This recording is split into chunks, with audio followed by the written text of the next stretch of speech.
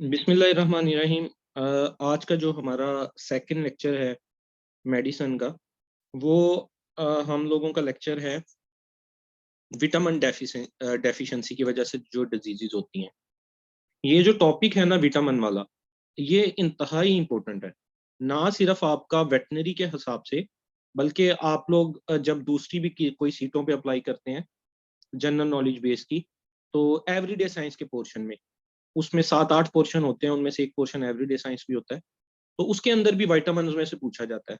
Even के assistant director IB, assistant director anti narcotics, airport security force, ये भी बल्कि इसी साल में 2-3 मैंने एग्जाम दिए, उसमें भी विटामिन में से आता है। कभी वो पूछ लेता है विटामिन डी की डेफिशिएंसी से कौन सी डिजीज होती है, विटामिन सी की डेफिशिएंसी से कौन सी डिजीज होती है, और जो है किस विटामिन का साइंटिफिक नेम क्या होता है। विटामिन सी का एस्कॉर्बिक एसिड है, विटामिन बी कम्प्लेक्स से डिफरेंट विटामिन है, उनके डिफरेंट नाम है। तो ये जो टॉपिक है, ये मैं समझता हूँ कि सब टॉपिक्स में से मोस्ट इम्पोर्टेंट टॉपिक है। इवन के अब भी आपका जो रिसेंट एग्जाम हुआ, उसमें से भी 2-3 क्वेश्चन विटामिन में से आए हुए थे। उससे पहले भी अगर आप उठाएंगे तो एक आधा क्वेश्चन जो है विटामिन में से रिपीट हो जाता है। तो हम थोड़ी सी पहले इसकी हिस्ट्री देखते हैं विटामिन की, और फिर आगे चलते हैं। तो ये जो वर्ड विटामिन है, ये डिस्कवर कब हुए? ये जो है इनको एक साइंटिस्ट था जिसका नाम था कैजिमिर फंक। ये भी क्वेश्चन आया हुआ है 2016 के 17 के पेपर में कि विटामिन का जो वर्ड है वो किस साइंटिस्ट ने विटामिन को डिस्कवर किया। तो वो है जी कैजिमिर फंक। ये एक पोलिश साइंटिस्ट था। पोलिश का मतलब है पोलैंड। पोलैंड एक एरिया है यूरोप का इलाका पोलैंड, जिसका कैपिटल वारसा है, शायद आपने नाम सुना हो। तो उसने जो है ना एक वर्ड वाइटा अमाइन से इसको डिराइव किया। बेसिकली उसने ये चीज डिस्कवर की कि कुछ माइक्रो न्यूट्रिएंट्स हैं जो बॉडी के लिए एसेंशियल होते हैं। यहां तक तो उसने बात ठीक कही, लेकिन साथ उसने जो है थोड़ा सा लुच डाल दी, कह दें कि ये सारे जो हैं वो एक ग्रुप से तल्लक रखते हैं जिसको अमाइन ग्रुप कहते हैं। Amine group, amine group basically ये कार्बन नाइट्रोजन बॉन्ड मॉलिक्यूल होता है, ऑर्गेनिक कंपाउंड्स होते हैं कुछ ये। तो इसने कह दिया ये जितने विटामिन माइक्रो न्यूट्रिएंट्स होते हैं ये बॉडी के लिए जरूरी हैं और ये अमाइन ग्रुप से तल्लक रखते हैं, इसलिए इसको वाइटा अमाइन का नाम दिया गया शुरू में। वाइटा अमाइन, अमाइन की निस्बत से। लेकिन बाद में पता चला कि नहीं, ये ऐसा लाजमी नहीं है कि ये अमाइन ग्रुप से ही तल्लक रखते हो। वो जो कार्बन नाइट्रोजन बॉन्ड मॉलिक्यूल, ये ऑर्गेनिक एक कंपाउंड होता है अमाइन, लाजमी नहीं है ये अमाइन से तल्लक रखते हो। तो बाद में ई ड्रॉप कर दिया गया इसके वाइटम अमाइन से, और सिर्फ पीछे रह गया विटामिन। ठीक है, जस्ट फिर पीछे वर्ड विटामिन रह गया। और जितने विटामिन हैं वो 1912 से डिस्कवरी स्टार्ट हुई, और 1948 तक जब एक दफा इसने एक राद खा दी कि कुछ माइक्रो न्यूट्रिएंट्स हैं जो बॉडी के लिए नेसेसरी होते हैं, तो वो बाकी भी साइंटिस्ट को पता चल गया और डिस्कवरी इस चीज की स्टार्ट हो गई कि जी जो और भी कौन कौन से विटामिन है। तो फिर 1913 से 48 के दरमियान जितने भी विटामिन है वो सारे डिस्कवर हो गए, आइडेंटिफाइड हो गए।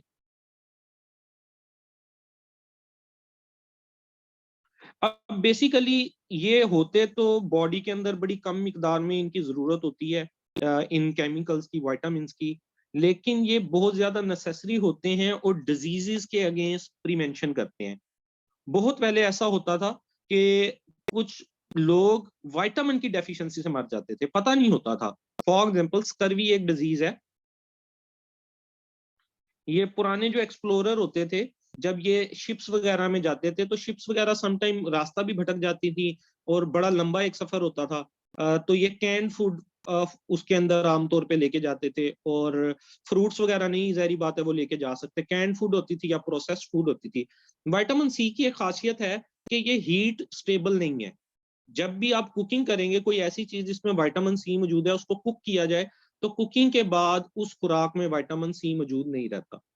ये फ्रेश फ्रूट्स में, फ्रेश वेजिटेबल्स में मौजूद होता है। अब जो लोग लंबे सफर पे जाते थे, सेलर्स वगैरह, उनके अंदर विटामिन सी की डेफिशिएंसी की वजह से एक डिजीज हो जाती थी जिसको बोला जाता था स्कर्वी। उसमें क्या होता था, गम्स जो हैं वो ब्लीड करने लग जाते थे, और जो है क्रैक्स आना शुरू हो जाते थे पाँवों में, हाथों में, ब्लीडिंग रुकती नहीं थी, ठीक है, और अल्टीमेटली बल्कि डेथ भी हो जाती थी। तो बाद में पता चला कि ये तो जो जस्ट एक विटामिन सी की डेफिशिएंसी की वजह से, और विटामिन सी बॉडी में स्टोर नहीं होता। आप ऐसा नहीं कर सकते एक दिन बहुत सारे फ्रूट्स और वेजिटेबल्स खा लें और समझें कि अगले दिन भी जो है विटामिन सी पिछले वाले दिन का मौजूद होगा। विटामिन सी डेली बेसिस पे लेना पड़ता है। तो और ये कुक्ड फूड और प्रिजर्व फूड में मौजूद नहीं होता, तो फिर पता चला कि ये तो ये मामला हैं जिसकी वजह से जो है ये होता है मामला। अब एक ये चार्ट है आपके सामने, ये बहुत ज्यादा इंपॉर्टेंट है। ये इसको आपने एज सच पूरे चार्ट को याद करना है, और आपको ये फिंगर टिप्स पे याद होने चाहिए। अभी आप लोग अगर पहले ये लेक्चर लिया हुआ है या इस चीज को स्टडी किया हुआ है, फिर तो आपके लिए इसको अंडरस्टैंड करना आसान हो जाएगा। वरना मैं एक दफा आप लोगों के सामने पढ़ देता हूँ इन चीजों के नाम, विटामिन के नाम, इसको आपने याद कर लेना है। और सेकेंडली आप लोगों ने विटामिन की डेफिशिएंसी से कौन कौन सी डिजीजेस होती हैं। वैसे अभी आज का भी हमारा लेक्चर विटामिन डेफिशिएंसी पे है, और कल का लेक्चर भी विटामिन और मिनरल डेफिशिएंसी पे है, डिस्कस करते रहेंगे। लेकिन आपने एक चार्ट खास तौर पे बना के याद कर लेना है, जिसमें विटामिन का नाम, उसका केमिकल नेम, और उसकी डेफिशिएंसी की वजह से जो डिजीज होती है उसको याद रखना है।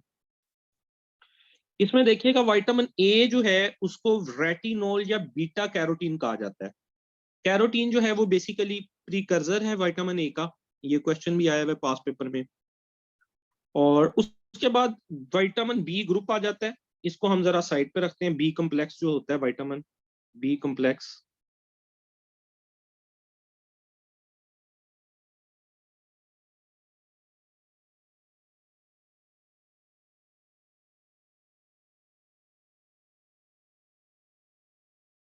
उसके बाद विटामिन सी को एस्कॉर्बिक एसिड कहा जाता है, ये भी इजी है। विटामिन डी को जो है एर्गो काल्सीफिरोल या कोलिकाल्सीफिरोल कहा जाता है। विटामिन ई का साइंटिफिक नेम टोकोफिरोल है। और विटामिन के का जो साइंटिफिक नेम है वो फाइलोक्यूआनोन या मीनाक्यूआनोन है। तो ये कुछ के विटामिन के तो बहुत आसान है। विटामिन ए हो गया, रेटिनोल या बीटा कैरोटीन। फिर विटामिन सी हमने देखा एस्कॉर्बिक एसिड, डी को हमने देखा एर्गोकाल्सीफिरोल या कोलिकाल्सीफिरोल, ई को हमने देखा टोकोफिरोल, और के को हमने देखा फाइलोक्यूआनोन या मीनाक्यूआनोन। ये इसके जो है साइंटिफिक नेम है। अब जो विटामिन बी आ जाता है, बी कम्प्लेक्स, उसमें टोटल 8 विटामिन आते हैं। इनको आपने इंडिविजुअली याद करना होता है। Vitamin B 1 thiamine, B 2 riboflavin, B 3 niacin, B 5 pantothenic acid, B 6 pyridoxine. इस दफा देखें ये क्वेश्चन आया हुआ था, बी 6 का नाम पेरिडोक्सिन, ठीक है। बायोटिन, इसको बी 7 भी बोलते हैं हम, विटामिन एच भी बोलते हैं इसको। फोलेट या फोलासिन, फोलिक एसिड, ये विटामिन बी 9 होता है। आमतौर पे फीमेल जो प्रेग्नेंट होती हैं उसको पहले 3 महीने जो है वो ये दिया जाता है। लोग इसको आयरन समझ लेते हैं, फोलिक एसिड को, फोलिक एसिड को आयरन समझ लेते हैं, ये आयरन नहीं होता, ठीक है। ये विटामिन बी 9 होता है, folic acid. In early pregnancy, start के जो 3-4 महीने होते हैं उसमें ये फीमेल को दिया जाता है, क्योंकि फोलिक एसिड ये जो है डिफ्रेंशिएशन ऑफ टिश्यू को तेज करता है, और जो न्यूरोनल बर्थ डिफेक्ट आने होते हैं उसको रोकता है। इसलिए शुरू के मंथ्स में ये आमतौर पे ह्यूमंस में दिया जाता है, एनिमल्स वाली तरफ तो इतना वो है नहीं। देना तो उनको भी चाहिए। तो ये बेसिकली पहले 3 मंथ में इसलिए दिया जाता है कि बर्थ डिफेक्ट्स नहीं आते, न्यूरोनल बर्थ डिफेक्ट नहीं आते, फोलिक एसिड दिया जाता है, ठीक है। इसको बी 9 भी बोलते हैं। फिर बी 12 जो है उसको सयानोकोबालमीन, हाइड्रोक्सीकोबालमीन, मैथिकोबालमीन। आमतौर पे जब ये कोई एनिमल जो है वो वीक हो जाता है, मस्कुलर वीकनेस हो जाती है, तो उसको मैथिकोबालमीन का इंजेक्शन लगता है, तो वो ये बी 12 ही होता है। ये एक मैंने आपको रफ से इनके नाम बता दिए। अब हम वन बाय वन जब आगे विटामिन को डिस्कस करेंगे तो वहां पे इनको हम आगे पढ़ेंगे भी, तो आप लोगों को साथ साथ ये चीजें याद भी होती जाएंगी। लेकिन ये मस्ट है, ये याद करना आप लोगों के लिए। अब देखिएगा वाइटामर्स क्या होते हैं, ये कंसेप्ट है, इसको समझिएगा। विटामिन डिफरेंट, अभी हमने देखा जैसे विटामिन डी के हमने दो नाम देखे, कोलिकाल्सिफेरॉल और एर्गोकाल्सिफेरॉल। विटामिन के हमने दो नाम देखे, विटामिन ए के हमने दो नाम देखे, रेटिनोल और बीटा कैरोटीन। अब ये जो दो दो नाम है, इनकी वजह क्या है? बेसिकली जो विटामिन हैं वो डिफरेंट फॉर्म्स में पाए जाते हैं, उन डिफरेंट फॉर्म्स को विटामर्स बोलते हैं। अब विटामर्स को हम डिफाइन कैसे करते हैं? ऐसे केमिकल जिनकी बायोलॉजिकल एक्टिविटी किसी स्पेसिफिक विटामिन डेफिशिएंसी के अगेंस्ट सेम हो। बेसिकली इनको डिस्कवर कैसे किया गया? विटामिन की डेफिशिएंसी से डिजीजेज होती हैं। अब देखा गया कि ये फलां डिजीज होती है तो ये फलां माइक्रो न्यूट्रिएंट से ठीक हो जाती है, इस तरह से उस विटामिन को डिस्कवर करके उसका नाम रख दिया गया। अब फॉर एग्जांपल अगर जो है नाइट ब्लाइंडनेस विटामिन ए की डेफिशिएंसी की वजह से होती है, वो रेटिनोल से भी ठीक हो जाती है, बीटा कैरोटीन से भी ठीक हो जाती है। तो हमें ये पता चला कि ऐसे ये दोनों केमिकल, इनकी बायोलॉजिकल एक्टिविटी सेम है अगेंस्ट ए स्पेसिफिक डिजीज। तो साइंटिस्ट ने ऐसे केमिकल्स को एक ही ग्रुप में रख दिया, इन केमिकल्स को नाम दे दिया विटामर, और ओवरऑल उस ग्रुप का नाम रख दिया विटामिन। विटामिन जैसे ए, इसके दो तीन बल्कि और भी हैं विटामर्स, रेटिनोल, बीटा कैरोटीन, सबकी जो स्पेसिफिक एक्टिविटी है, बायोलॉजिकल एक्टिविटी है, वो सेम है, नाइट ब्लाइंडनेस के अगेंस्ट, डिजीज को क्योर करना। तो ये जो डिफरेंट नाम होते हैं, ये इस बेस पे इनको विटामर्स कहा जाता है।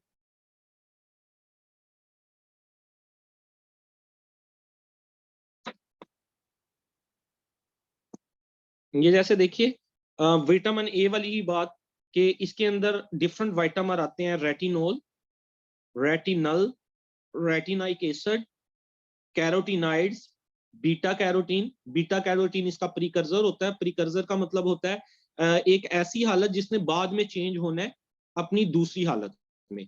फॉर एग्जांपल बीटा कैरोटीन ने चेंज होना है विटामिन ए में, ये बीटा कैरोटीन प्रीकर्सर है विटामिन ए का। ठीक है जी। सिमिलरली आगे अगर हम देखें सेकंड एग्जांपल, तो विटामिन बी3 के डिफरेंट नाम है, निकोटीनिक एसिड, निकोटीनामाइड। तो ये दोनों जो है निकोटीनिक एसिड, निकोटीनामाइड, ये दोनों विटामर हैं विटामिन बी3 के, क्योंकि ये अपनी जो इनकी अफेक्टिविटी है अगेंस्ट स्पेसिफिक डिजीज वो सेम है। यहाँ पे देखिए ये डिफरेंट दोबारा नाम आए, विटामिन सी का एस्कॉर्बिक एसिड भी कहते हैं इसको, कैल्शियम एस्कॉर्बेट भी इसको कहते हैं, विटामिन डी को कॉल्सिटिरोल भी कहते हैं, अर्गोकाल्सिफेरॉल भी कहते हैं, कोलिकाल्सिफेरॉल भी कहते हैं। विटामिन ए ई को टोकोफिरोल और टोकोट्राइनोल, विटामिन ई के दो जो हैं वो विटामर हैं, टोकोफिरोल और टोकोट्राइनोल। सिमिलरली विटामिन के तीन हैं, फाइलोक्विनोन, मीनाक्विनोन और मीनाडायो डायोनेज। एक फाइलोक्विनोन को K1, मीनाक्विनोन को K2, मैनाडाइनोस को K3। ये मैं आपको पढ़ के ही बता रहा हूँ जो सामने आपके लिखा है, जस्ट एक जनरल अंडरस्टैंडिंग के लिए कि आपके सबकॉन्शियस माइंड में इनके चीजें बैठ जाए नाम, और जब आप इसको स्टडी करें अच्छे से, जब याद करें, तो फिर ये आपको इनके नाम याद हो जाए। अब हम आ जाते हैं विटामिन की कैटेगरी के ऊपर। विटामिन को बेसिकली दो ब्रॉड कैटेगरीज में डिवाइड किया जाता है। एक को बोला जाता है फैट सॉल्युबल विटामिन, और सेकंड को बोला जाता है वाटर सॉल्युबल विटामिन। अब फैट सॉल्युबल को फैट सॉल्युबल इसलिए बोला जाता है कि ये ऑर्गेनिक सॉल्वेंट्स में हल हो जाते हैं, और ये उसी तरह बॉडी के अंदर जो है एब्जॉर्ब होते हैं जिस तरह फैट या ऑयल हमारी बॉडी में एब्जॉर्ब होते हैं। ये सिर्फ फैट या ऑयल में ही डिसॉल्व होंगे, हमारी बॉडी में जाएंगे, इन्हें फैट या ऑयल मिलेगा। जैसे हम सुनते हैं ये जो वाला फार्मूला है ADE के, ये विटामिन लीवर में स्टोर होते हैं, क्योंकि लीवर में एडिपोज टिश्यू जहां होगा वहां ये स्टोर होंगे जाके, और ये बॉडी में स्टोर हो जाते हैं फैट सॉल्युबल। जबकि जो वाटर सॉल्युबल विटामिन होंगे, जिसमें विटामिन बी कॉम्प्लेक्स सारा 8 विटामिन जो है, और विटामिन सी एस्कॉर्बिक एसिड, ये बॉडी में स्टोर नहीं होते, इसको रेगुलर बेसिस पे लेना पड़ता है। फूड प्रोसेसिंग के दौरान ये डिस्ट्रॉय हो जाते हैं। जबकि जो ऊपर वाले फैट सॉल्युबल हैं, तो ये लीवर में एडिपोज टिश्यू में ये स्टोर हो जाते हैं। अच्छा, विटामिन बहुत ज्यादा मिकदार में भी नहीं लेने चाहिए, इनकी वजह से टॉक्सिसिटी भी हो जाती है, लीवर फेलर भी हो सकता है बहुत ज्यादा मिकदार में लेने की वजह से। आम तौर पे अगर किसी की डाइट अच्छी है, फ्रूट शूट ले रहा है, दूध शूट पी रहा है, फिर तो ठीक है, वरना वीक में एक दफा विटामिन ले लेना चाहिए, मल्टी विटामिन कोई भी अच्छा। इससे स्किन, नेल्स और बॉडी का मेटाबॉलिज्म अच्छा रहता है। लेकिन अगर किसी की ऑलरेडी डाइट ठीक है, लेकिन आजकल आपके सामने है कि डाइट आमतौर पे नहीं ठीक होती, कोई ना कोई कमी बेशी रह जाती है, मतलब फास्ट फूड ज्यादा आ गई है, या हम लोग जो हैं वो देसी घी या मिल्क वगैरह नहीं यूज करते, तो फिर इसमें बेहतर ये होता है कि जो है ना वीकली विटामिन ले लेना चाहिए। एनिमल्स के हिसाब से भी उनको भी डिफरेंट विटामिन दिए जाते हैं, उनकी जब मिल्क प्रोडक्शन वगैरह कम हो रही हो तो विटामिनरल टी, एडेक का इंजेक्शन, और इस तरह उनको भी दिया जाता है, क्योंकि ये ट्रेस अमाउंट में चीजें जरूरी होती हैं। डिफरेंट जो फूड है उनमें डिफरेंट विटामिन पाए जाते हैं। ज्यादातर विटामिन जो हैं वो सब्जियों में और फ्रूट्स में पाए जाते हैं। अब वो आमतौर पे सब्जी कम पसंद करते हैं हम लोग, ज्यादा चिकन या मतलब रेडीमेड चीजें जो हैं, फास्ट फूड ज्यादा पसंद करते हैं, तो बॉडी में फिर डेफिशिएंसी हो जाती है किसी ना किसी विटामिन की, तो ये फिर एक्सोजीनस सोर्स से ले लेने चाहिए। अच्छा, एक क्वेश्चन मेरा ख्याल है यहाँ से भी आया हुआ था, फैट सॉल्युबल, गालबन उसने किसी विटामिन का पूछा था कि वो कौन सा है, फैट सॉल्युबल नहीं है या वाटर सॉल्युबल नहीं है, इस तरह का कोई मामला था। इस तरह आता रहता है इनमें से ना, ये याद कर लीजिएगा। विटामिन की डेफिशिएंसी कहते किसको है? जब बॉडी में कमी हो जाएगी किसी विटामिन की और उसकी वजह से डिजीज आना शुरू हो कोई, वो विटामिन की कमी कहलाएगी, विटामिन की डेफिशिएंसी कहलाएगी। विटामिन की डेफिशिएंसी दो तरह की होती है। एक होती है कि आप विटामिन ले ही नहीं रहे, आप जो है वेजिटेबल्स और फ्रूट्स नहीं ले रहे, विटामिन सी की बॉडी में कमी हो रही है, इसको बोलते हैं प्राइमरी डेफिशिएंसी।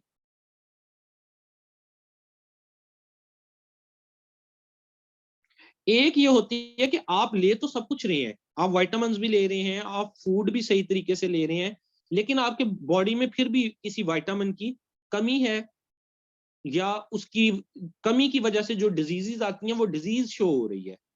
उसमें क्या है कि विटामिन तो आप ले रहे हैं लेकिन वो बॉडी में एब्जॉर्ब नहीं हो रहा, माल एब्जॉर्प्शन, मतलब कोई इंटेस्टाइन वगैरह का प्रॉब्लम है। बेसिकली इंटेस्टाइन से विटामिन ने ब्लड में जाना होता है और बॉडी में जाना होता है। इंटेस्टाइनल कोई प्रॉब्लम है, या और कोई अंडरलाइंग कंडीशन है जिसकी वजह से बॉडी एब्जॉर्ब नहीं कर पा रही, आपकी फूड में तो है, ऐसी डेफिशिएंसी को सेकेंडरी डेफिशिएंसी बोलते हैं। तो विटामिन की डेफिशिएंसी दो तरह की होती है, एक को बोलते हैं प्राइमरी डेफिशिएंसी कि आप वो ले ही नहीं रहे विटामिन, और दूसरी डेफिशिएंसी होती है सेकेंडरी, आप ले तो रहे हैं पर वो बॉडी में एब्जॉर्ब नहीं हो रहा।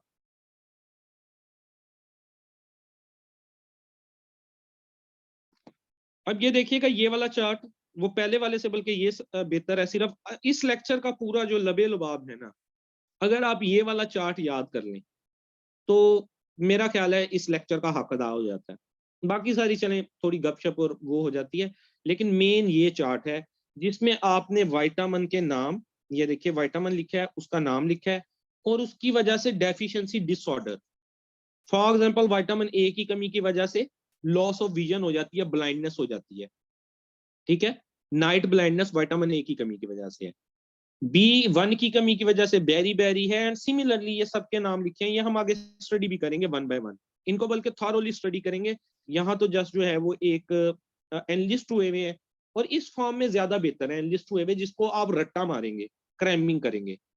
लेकिन जो इसकी अंडरस्टैंडिंग है, डिफरेंट डिजीजेज है, वन बाय वन उसको हम आगे चल के डिस्कस करते जाते हैं।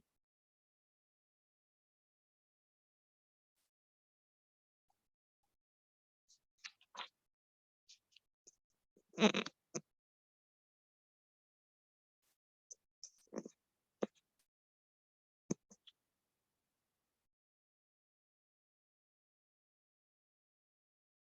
हम पहले जो हैं वो फैट सॉल्युबल विटामिन्स को डिस्कस कर लेते हैं।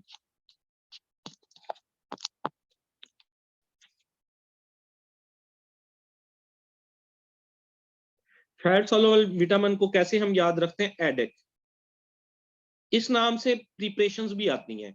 कोई लोग पोल्ट्री इंडस्ट्री में काम करते हैं तो उनको भी पता होगा, एडेक नाम का पाउडर आता है।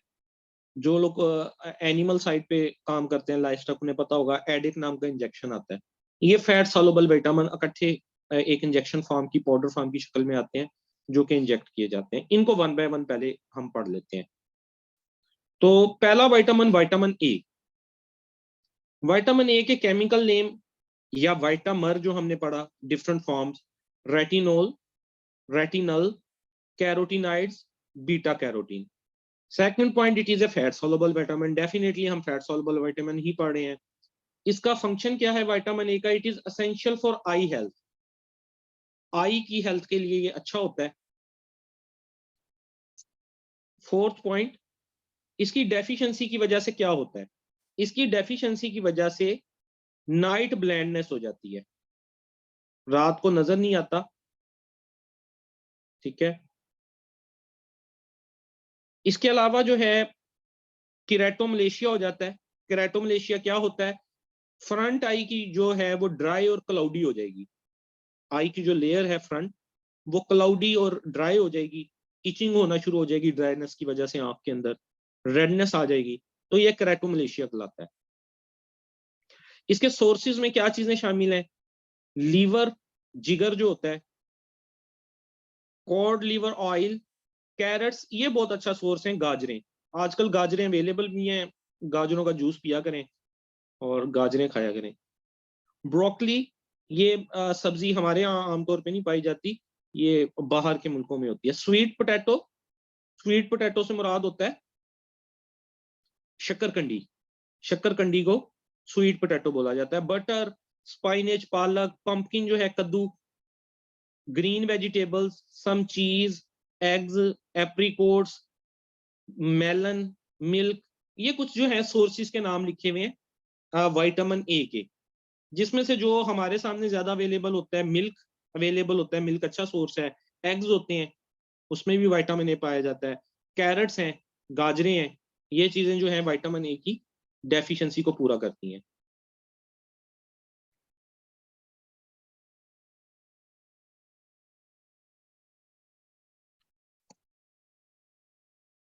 अच्छा, इसकी डेफिशिएंसी एक हो गई वही प्राइमरी डेफिशिएंसी। प्राइमरी डेफिशिएंसी से मुराद कि आप विटामिन ए नहीं ले रहे, या उसका प्रीकर्सर बीटा कैरोटीन वो आप नहीं ले रहे।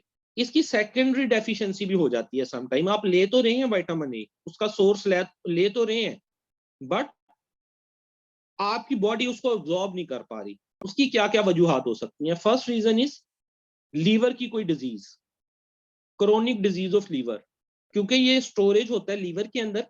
विटामिन ए, एडिक, एडीई के, ये लीवर में स्टोर होते हैं, फैट सॉल्युबल है, तो लीवर का जो एडिपोज टिश्यू होता है उसमें जाके ये बैठ जाते हैं। ठीक है। या अगर कोई मसला है इंटेस्टाइन का, इंटेस्टाइन में बेसिकली कैरोटीन जो प्रीकर्सर है उसने विटामिन ए में चेंज होना है। अब अगर इंटेस्टाइन में ही प्रॉब्लम है, कन्वर्जन नहीं हो पा रही, तो भी ये सेकेंडरी डेफिशिएंसी में आ जाएगा। विटामिन ऊपर से तो आ रहा है, कैरोटीन आ तो रही है, लेकिन वो आगे कन्वर्ट ही नहीं हो रही कि बॉडी के अंदर यूजेबल फॉर्म की शक्ल में, एक्टिव फॉर्म की शक्ल में वो मौजूद हो। इसके अलावा पॉइजनिंग विद हाईली क्लोरीनेटेड नेफ्थालीन, ये भी जो है नेफ्थेलिन, ये इसका जो है इसकी कन्वर्जन को रोकता है। इसके अलावा long term injection of mineral oil, ज्यादा मिनरल ऑयल लेने से, जैसे एनिमल्स को आमतौर पे दिया जाता है, ऑयल शॉयल देते हैं, घी शी देते हैं, वो भी बहुत ज्यादा देने से बॉडी में कमी हो जाएगी विटामिन ए की। कोई वजह बता सकते हैं क्यों? Long term injection of mineral oil vitamin A की कमी कर देगा बॉडी में।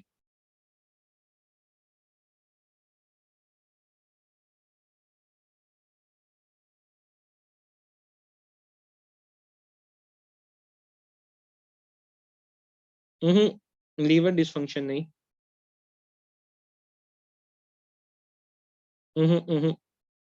मोर एडिपोज टिश्यू तो इसके लिए अच्छा है, ये जाके स्टोर होगा वहां पे। मिनरल ऑयल देखें, ये बॉडी में से आमतौर पे ऐसे ही निकल जाता है। ये आमतौर पे डायरिया वगैरह जो है एनिमल को इंटेस्टाइनल प्रॉब्लम्स की डिफरेंट शक्ल में दिया जाता है, लेकिन बहुत ज्यादा देने से क्या होता है, विटामिन ए उसी मिनरल ऑयल में एब्जॉर्ब हो के जिस्म से तो बाहर ही जाता रहेगा, क्योंकि ये फैट सालोबल है, ये उस फैट में सालोबल होके जिस्म से बाहर निकलता रहेगा। तो ज्यादा मिनरल ऑयल देने से इसकी बॉडी में कमी हो जाएगी विटामिन ए की। उसके बाद हम सेकंड विटामिन को देख लेते हैं, विटामिन डी। इसको एर्गोकाल्सिफेरॉल या कोलिकाल्सिफेरॉल बोला जाता है। ये भी फैट सोलुबल विटामिन है। ये आमतौर पे जहां भी बात आती है बोन्स की, वहां पे हम विटामिन डी, कैल्शियम और फास्फोरस की बात करते हैं। कैल्शियम और फास्फोरस जो है वो तो मिनरल है, और विटामिन अगर कोई हड्डियों के लिए इंपॉर्टेंट है तो वो विटामिन डी है। अब इसकी डेफिशिएंसी की वजह से क्या होता है, रिकेट्स, ऑस्टियोमलेशिया या ऑस्टियोपोरोसिस, ये डिफरेंट जो हैं डिजीजेज हैं जो विटामिन डी की डेफिशिएंसी की वजह से होती हैं। आमतौर पे जो रिकेट्स है, इसको बच्चों की बीमारी बोला जाता है। हड्डियां कमजोर हो जाती हैं, और न्यू बोर्न जो होते हैं काफ या न्यू बोर्न बेबीज, उनके अंदर अगर विटामिन डी की डैम में या मदर में कमी थी, तो जो बेबी पैदा होगा उसकी हड्डियां टेढ़ी होंगी। इस डिजीज को रिकेट्स बोला जाता है। फिर सम जो है एनिमल्स, उसमें ऑस्टियोमलेशिया हो जाता है। ऑस्टियोमलेशिया आमतौर पे यंग एनिमल्स में होता है। इसके अंदर ऑस्टियोमलेशिया में क्या होता है, बोन जो है वो सॉफ्ट हो जाती हैं और बॉडी में ही घुलना शुरू हो जाती हैं। इसको ऑस्टियोमलेशिया बोलते हैं। और इसके अलावा एक और होता है ऑस्टियोपोरोसिस। ऑस्टियोपोरोसिस का जो होता है वो ओल्ड फीमेल्स के अंदर ये आता है ज्यादातर। एनिमल्स में भी आप लगा लें और ह्यूमंस में भी लगा लें, ओल्ड फीमेल्स में ऑस्टियोमलेशिया का मसला आता है। हड्डियां खुरना शुरू हो जाती हैं, कमजोर हो जाती हैं बहुत ज्यादा। तो विटामिन डी की डेफिशिएंसी से रिकेट्स, ऑस्टियोमलेशिया, ऑस्टियोपोरोसिस, ये तीन चीजें होती हैं। इसका गुड सोर्स क्या है, एक तो है एक्सपोजर टू अल्ट्रावायलेट रेज, और अल्ट्रावायलेट रेज में भी बी रेज। अल्ट्रावायलेट रेज की डिफरेंट टाइप होती हैं, टाइप ए, टाइप बी। जो जो अल्ट्रावायलेट रे है, ये कहाँ से आती है, सूरज से। सूरज जो है वो जब स्किन के ऊपर उसकी पड़ती है रोशनी, तो बॉडी में विटामिन डी प्रोड्यूस होता है। कोई बता सकता है क्यों? आप लोगों ने देखा होगा बीचीज के ऊपर वो अंग्रेज जो हैं वो कच्चे कुच्चे डाल के लेटे हुए होते हैं। तो वो उधर क्योंकि सूरज निकलता कम है, और अगर अंग्रेजों की स्किन को देखा जाए तो दूर से तो जैसे मूवीज वगैरह में तो बड़ी क्लियर और चिट्टे गोरे नजर आ रहे होते हैं, लेकिन अगर जूम करके देखा जाए तो बॉडी, इनकी जो स्किन होगी उसमें पिगमेंटेशन सी नजर आ रही होती है। तो बेसिकली ये फिर वो सूरज के आगे जो है लेटते हैं, सन बाथ जिसको बोलते हैं, और अपनी बॉडी में विटामिन डी प्रोड्यूस करते हैं। अब वो कैसे सूरज की रोशनी से आता है, बेसिकली स्किन के नीचे हमारे एक केमिकल होता है जिसको बोलते हैं डाईहाइड्रो कोलेस्टेरोल। डाईहाइड्रो कोलेस्टेरोल जो है वो प्रीकर्सर है विटामिन डी का। जब सूरज की रोशनी डाईहाइड्रो कोलेस्टेरोल पे पड़ती है तो वो उसको कन्वर्ट करती है विटामिन डी में। तो इसलिए वो जो है सन बाथ इसीलिए ले रहे होते हैं कि बॉडी में विटामिन डी प्रोड्यूस हो, बॉडी में जो है वो बोन्स जो है वो स्ट्रोंग हो। एक तरीकाकार तो ये होता है स्किन के जरिए। एक तरीकाकार होता है आप कोई डायरेक्ट विटामिन डी का सोर्स ले लें।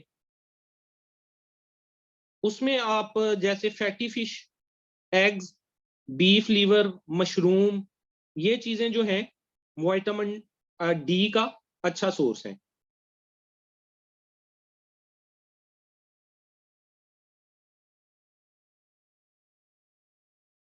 ये देखिए वो प्रोसीजर भी लिखा हुआ है। विटामिन D3 कोलिकाल्सिफेरोल कैसे प्रोड्यूस होता है बॉडी में? Is synthesised in the skin by the reaction of 7D hydrocholesterol with UVB radiation, ultraviolet B radiation. जब बॉडी के ऊपर पड़ती है, स्किन के ऊपर पड़ती है, तो स्किन के नीचे एक केमिकल होता है, एक कंपाउंड होता है जिसको बोलते हैं 7D हाइड्रोकोलेस्ट्रॉल। वो उस कंपाउंड को, ये प्रीकर्सर है विटामिन डी का, जब इस पे सूरज की रोशनी पड़ेगी तो ये विटामिन डी में कन्वर्ट होगा, अदरवाइज ये कन्वर्ट नहीं होगा। अदरवाइज ये कोलेस्ट्रॉल की एक शक्ल की सूरत में मौजूद होगा बॉडी में। विटामिन डी के और भी कुछ जो हैं वो विटामिन्स हैं। विटामिन D4 है जिसको 22D हाइड्रो एर्गोकाल्सिफेरोल बोलते हैं। विटामिन D5 है जिसको सीटोकाल्सिफेरोल बोलते हैं। तो विटामिन्स काफी सारे हो सकते हैं एक विटामिन के, लेकिन हम आमतौर पे डिस्कस करते हैं मोस्ट इंपोर्टेंट को, जैसे अर्गोकाल्सिफेरोल या कोलिकाल्सिफेरोल।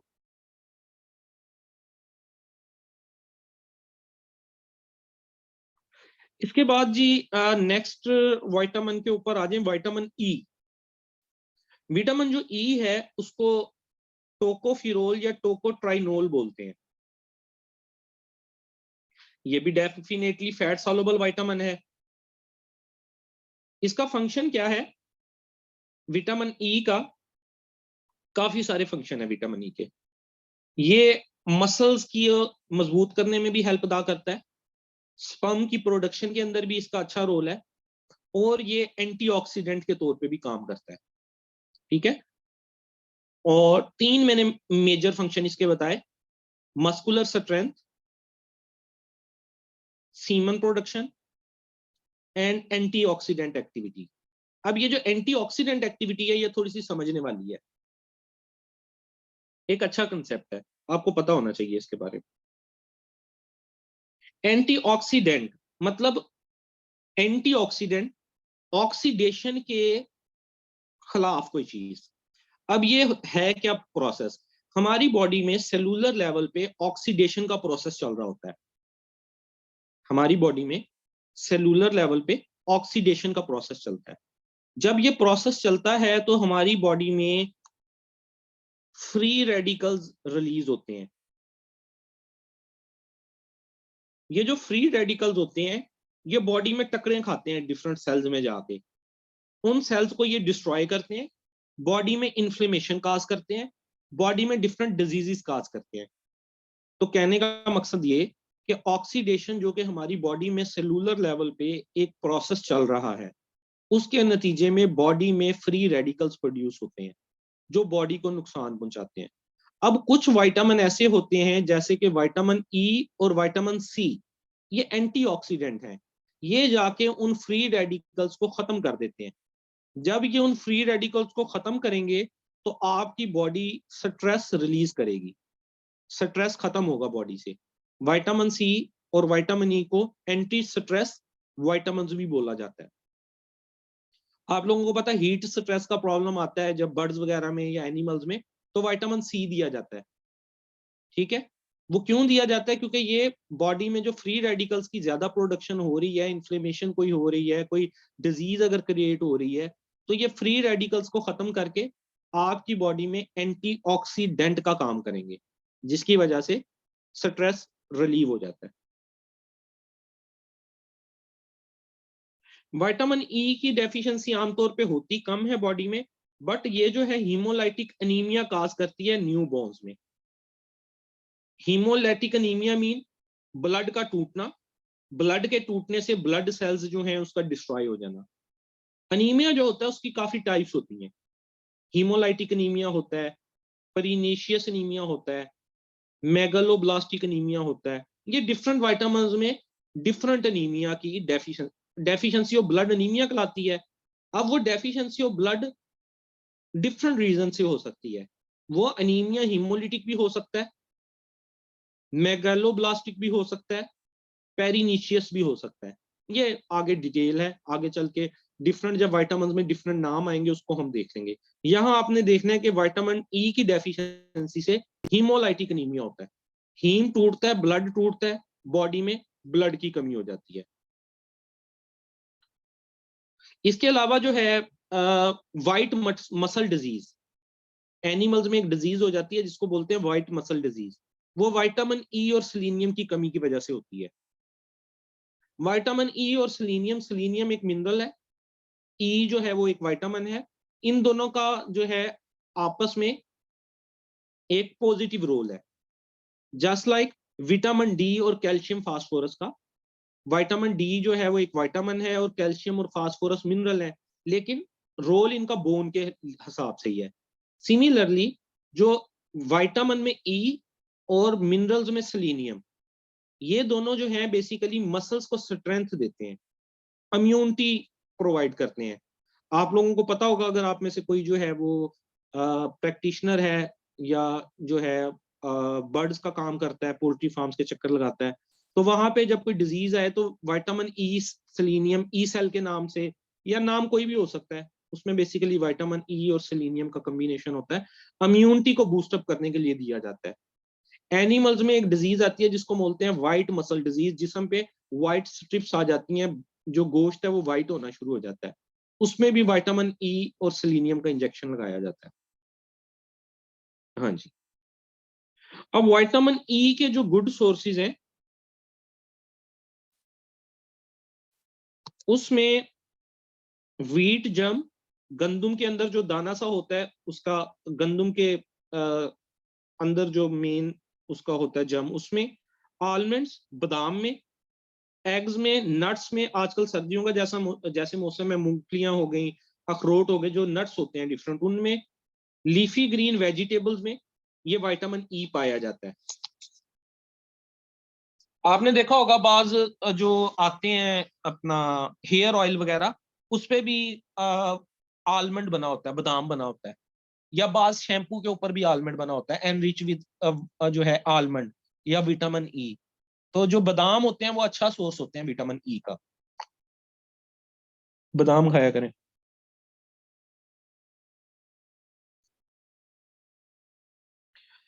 इसके बाद एडक विटामिन का आखिरी हम विटामिन देख लेते हैं, विटामिन के। विटामिन के हमने जैसे देखा, इसके 3 नाम है, K1, K2, K3। Chemical name phylloquinone या मीनाक्विनोन, ये भी एक फैट सॉल्युबल विटामिन है। विटामिन के का फंक्शन ब्लड क्लॉटिंग के लिए होता है, it is necessary for blood clotting. अब डेफिनेटली एक चीज जो ब्लड क्लॉटिंग के लिए यूज हो रही है, अगर उसकी डेफिशिएंसी हो जाएगी तो बॉडी में अगर कोई जख्म आएगा, ब्लीडिंग होना शुरू होगी, तो ब्लड रुकेगा नहीं। इसको बोलते हैं ब्लीडिंग डायाथीसिस।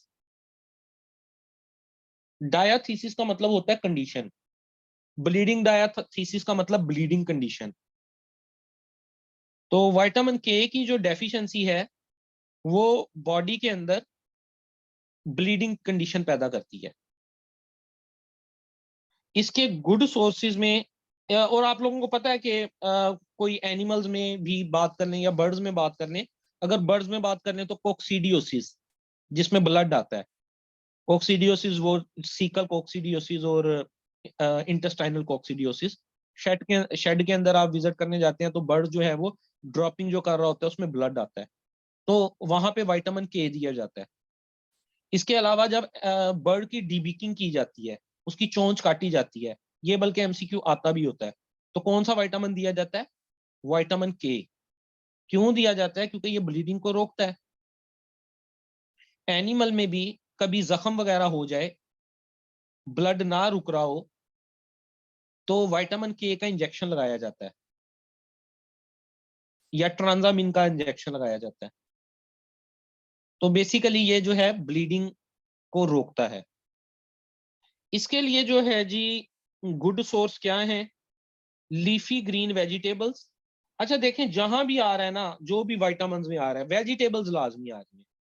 और वेजिटेबल्स आमतौर पे हम लोग तो बहुत कम खाते हैं, खानी चाहिए वेजिटेबल्स, और फ्रूट्स भी। पंपकिंस, कद्दू, फिग्स, अंजीर, पार्सले, धनिया,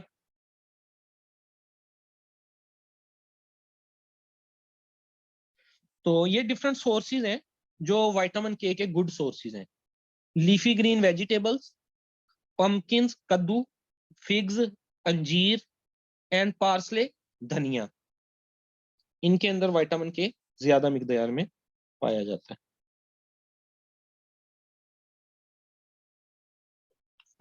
तो ये जी आज का हमारा लेक्चर था। इसमें से आप लोगों का कोई क्वेश्चन हो तो आप लोग मेरे से पूछ सकते हैं। बाकी कुछ चीजें देखें, आप लोगों को डेली बेसिस पे मैं अगर एक पास पेपर दे रहा हूं तो उसको आप डिस्कस करें। उसमें जो आपको एम्बिगुअस चीजें लगती हैं वो आपस में आप मतलब ग्रुप में 10-11 लोग हैं, उसको डिस्कस कर लिया करें ग्रुप के अंदर ना। कुछ चीजें तो मैं आपको प्रोवाइड कर देता हूँ, लेकिन सारी चीजें अब उस पूरे पेपर को पढ़ के या ठीक करना वो मेरे लिए बहुत ज्यादा हेक्टिक हो जाएगा, क्योंकि मैंने तो अब वीओ का पेपर नहीं ना देना। मुझे मतलब और 2-3 रूटीन होती हैं, कुछ मेरे जनरल नॉलेज के लेक्चर्स होते हैं, कुछ अपने स्टडी के मामलात होते हैं, लेकिन आपने वीओ का पेपर देना है। तो मैं आपको एक मटेरियल अगर प्रोवाइड कर देता हूँ तो उसके अंदर अगर कोई रेक्टिफिकेशन करनी है, अगर कोई चेंजेस करनी है या उसको ठीक करना है, तो वो आप आपस में मिलके, जैसे एक स्टूडेंट के जिम्मे मैंने लगाया था, होप सो वो शाम तक सेंड कर देंगे मुझे पेपर। अभी एक पेपर मैं और आपको भेज दूंगा, पास पेपर। अगर उसमें कोई एमसीक्यू गलत है आपको लगता है, या बाकी जिसके जिम्मे लगाया है, ये नहीं कि सिर्फ उसी के जिम्मे है, बाकी लोग भी तो पढ़े ना उस पेपर को, और अगर उनको लगता है कि इस एमसीक्यू का जवाब गलत है तो वो बताएं। इससे ये होगा कि वो पेपर आपका प्रूफ रीड हो जाएगा। एक पूरे पेपर में 100 मार्क्स का अगर पेपर में आपको भेजता हूँ, 2-3 गलतियां ही होंगी, इससे ज्यादा तो नहीं होंगी। आमतौर पे ये पेपर मैंने ही कंपाइल किए थे, तो मुझे तो जो सही लगते थे मैंने उसी हिसाब से, या पूरी स्टेटमेंट्स तो याद नहीं होती, पूरा पेपर तो बाहर नहीं आता, बच्चों से पूछ के कोई किसी तरह बताता है ये स्टेटमेंट थी, कोई किसी तरह बताता है ये स्टेटमेंट थी, तो हम वो एमसीक्यू कंपाइल कर लेते हैं। ठीक है, एक ये सिर्फ हिंट लेने के लिए कि किन एरियाज में से पेपर ज्यादा पूछा जाता है। बाकी अगर उसकी स्टेटमेंट को ठीक कुछ करना है या प्रॉपर स्टेटमेंट समझ नहीं आ रही, तो उसकी कोई रीजन आगे लिख दें या उसके बारे में और कोई मालूमात लिख के आप आपस में ये चीजें डिस्कस कर लिया करें ग्रुप के अंदर। ठीक है, म्यूचुअल काम करेंगे तो सारों को बेनिफिट हो जाएगा। जैसे एक पेपर मैंने अभी एक जो है लगाया है जिम्मे एक स्टूडेंट के, वो उस पेपर को ठीक कर लेंगे। एक पेपर आज मैं देता हूँ, दूसरा स्टूडेंट उसको ठीक कर लेगा, और बाकी भी उनको बताएं ग्रुप के अंदर कि ये पॉइंट गलत लग रहे हैं, आपस में डिस्कस कर लें। जहां मेरी जरूरत होगी, जहां मेरी हेल्प की जरूरत होगी, मैं भी आपकी डिस्कशन वगैरह पढ़ रहा होता हूँ डिफरेंट ग्रुप्स में जो चल रही होती हैं, और जहाँ फाइनल ओपिनियन देना होता है वो मैं दे देता हूँ कि इसका आंसर ये विद रेफरेंस। तो चीजों को इस तरह से करें तो चीजें जो है वो बेहतर रह जाएंगी। आप लोगों का कोई क्वेश्चन हो विटामिन, या किसी को विटामिन की कमी हो, विटामिन सी की कमी के अलावा?